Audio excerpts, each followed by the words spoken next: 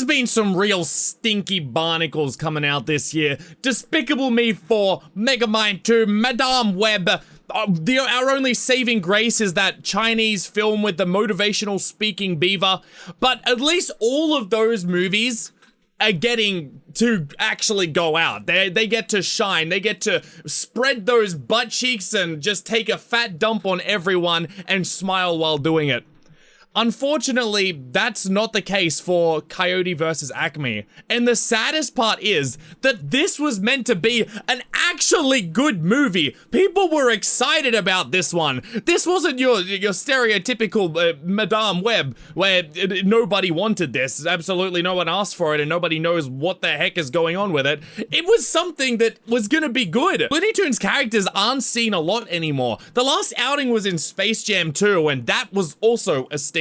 But with this one, this was a real return to form. People had seen it earlier on, and they were saying that it actually delivers for the first time in a long time. The message of Looney Tunes, the real goofiness, it actually stays true to the spirit of Looney Tunes. But nope. The spirit of Looney Tunes is being hit in the back of the head with a metal pipe, shoved into a duffel bag, and being thrown into a river, never to be seen again by the CEO, the executives, because we're not seeing it anymore. Warner Brothers has completely cancelled it, they've scrapped it, and the worst part is, the film was literally complete. It was ready to go. They'd had test screenings, they'd shown it to people in the company, they had the bag, and they fumbled it. They decided, okay, it's time to bury this piece of media like the One Piece and make people all over the world beg to find it, except in this case, the One Piece was real. This won't be real after they're done with it. It's just so frustrating, and what makes it worse is that they didn't have any real reason to do it. It's gonna make you mad. It had me steaming. I was going angry mode. My skin was turning green because I couldn't fathom why this was happening. Why would they do this? Because they had every ingredient for a successful movie pasta there. So what happens is, when they go to finish the movie and finally release it, they open it up to bidding from a whole bunch of other distributor platforms. For example, Amazon, Netflix, and Paramount, which were the ones that tried to bid to secure the rights to this movie. And they say, you know what, our movie's worth $75 million. And then they usually put it as a very high, value profile. So they're like, okay, yeah, they're probably not going to buy this, but we'll put it up there anyway. And so Warner Bros. Was like, okay, we want $75 million for that. Amazon, Netflix, and Paramount, they're like, okay, buddy, you gotta be kidding me. The Roadrunner, he's okay, but he's kind of a chump. We'll give you $50 million. And then instead of what usually happens, which is Warner Bros. Would be like, okay, well, you can counter offer. We'll go a bit lower, offer a bit more, blah, blah, blah. They said no. They slammed the door on those distributors and said, get out of town, kid. This is the big league. We ain't selling out to the likes of you. And they turned around and just chucked it in the bin. It astounds me that they had people wanting to buy it and they said no. And so they just decided to cancel it. Now, the only benefit they do get from canceling it, as far as I'm aware, unless there's some wacky movie magic going on, like maybe they'll be able to make a better movie about why Coyote versus Acme was canceled and turn that into a drama, and that generates $1 billion. The reason I think is because they can use it as a tax write-off. So they're gonna get $40 million worth of tax written off just for canceling the movie.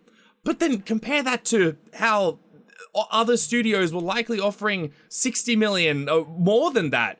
It just baffles me that they wouldn't take those offers for it to be distributed. And it's such a kick in the groin to the Looney Tunes legacy just to completely produce a massive Looney Tunes movie, co-written by James Gunn, who's the helm of your DC universe, who you don't exactly want to be getting on his bad side right now, just for a tax write-off is so bad. And that wasn't even the worst part. That's right, there is still more vegetables on this spoon. We're not done yet. The Brussels sprouts are coming in. Because to top it all off, the executives at Warner Brothers, including the CEO, who was like making these calls to cancel it, they didn't even watch the finished movie. They decided not to watch it. They were too lazy to even look at it. They didn't care. They obviously just wanted that in the bin. I feel like that shouldn't even be allowed. The fact that they can just cancel, scrap the whole thing without even looking at it. That is ridiculous. For the record, remember Batgirl? The Warner Brothers did the exact same thing to Batgirl, but even then, the executives went and saw Batgirl, and they thought it was a stinker. And, you know, I totally understand the Batgirl one. It looked very gross. It looked like a very yucky movie. Something you wouldn't even watch when you were sick, just to put something on in the background of the TV. It did not look very fun. But they went and saw that, and they showed it to their families, which were also the ones that were like, oh no, this isn't good. And you know when like 6-year-old Clara is like, hey, I don't really like it, you know, it's not very good. These are the 6-year-olds, they'll watch Cocomelon.